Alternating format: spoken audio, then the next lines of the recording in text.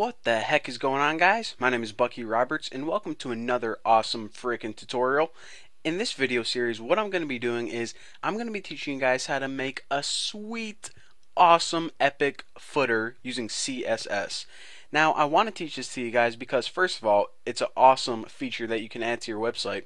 And second of all, I'm actually making a social network right now, and I put this footer on it, and everyone was like, "Oh, this is awesome. How the heck do you create something like this?" So instead of, answer everyone's post and, go into a long explanation, I figured it would be easier and better just to make, a tutorial series so then everyone can learn how to make it. And second of all, like I said, it's going to be open source eventually, so then you have a little bit better understanding of the code. So let's go ahead and take a tour of it right now. So what this is it's basically a toolbar similar to Windows, but the cool thing about this is first of all, it looks awesome. It's transparent and you have all sorts of cool menus. First of all, you got home buttons, you got different drop-up menus that you can go, and this is actually for my social network. I have the stream and different messages, pictures. So I'm going to be creating this um, like I would for my social network, but you can actually use the knowledge to easily add it to any website. You just change a couple links and bam, you can use it for your website. So like I said, this is all your main account, your profile, and the cool thing about this is that usually whenever you have a drop down menu, you have something like this. It's just all links in a list. Well, with this, not only do you have an awesome transparent pop-up, but you can also add headings to it, columns, you can have, pictures in it. So it's much more than just, upside down drop down menu. Basically, you can have so much interactive crap. And the cool thing, I say there's a lot of cool things about this, but on my social network, what I have is the programs tab right here, and whenever you click a program, it actually opens up a new tab on the footer. So this is probably like the greatest freaking footer of all time. Wait a second, not even done yet. Over here I have my notifications, so when someone, likes your post or comments on your picture, bam, click that. Now, like I said, I'm not even going to explain how awesome this is because clearly, you can see. So let's go ahead and jump into how to create something like this. And by the way, if you guys are like, you know what, let me just go ahead and download the source code because I'm going to watch your tutorials, but I also want to see the source code and, put it on my website, see how it is right now.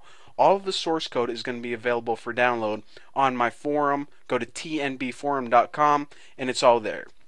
But anyways, the first thing that you need to do is you need to go ahead and put an index HTML file and make a footer.css file.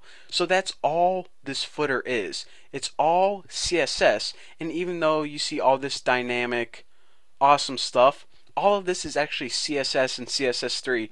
No JavaScript whatsoever. How freaking cool is that?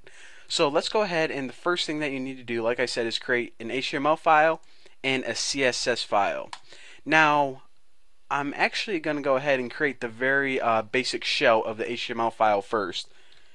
And what I'm going to do is I'm going to create the shell for this and then create the CSS file and then come back here and add all of the HTML. It's going to make more sense that way. So if you don't know what I'm talking about, just follow along. So in index.html, the first thing that we need is some housekeeping stuff. Doc type, HTML, and HTML. All the boring stuff, got to get that out of the way. Now, speaking of boring stuff, let's go ahead and add the head and the body. Might as well make the ending body tag. Body. Alright, so now we have a very basic shell. Now the most important thing that we need to do is actually link to the CSS file.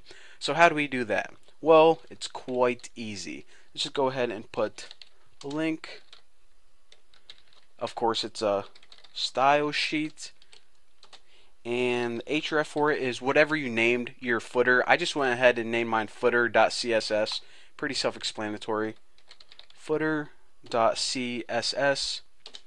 and of course the last thing that we need to do is put type what type is it, basically telling your browser that you're going to be working with a CSS file.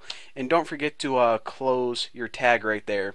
So now what we did is we basically created a very basic shell or HTML file that links to this footer.css file.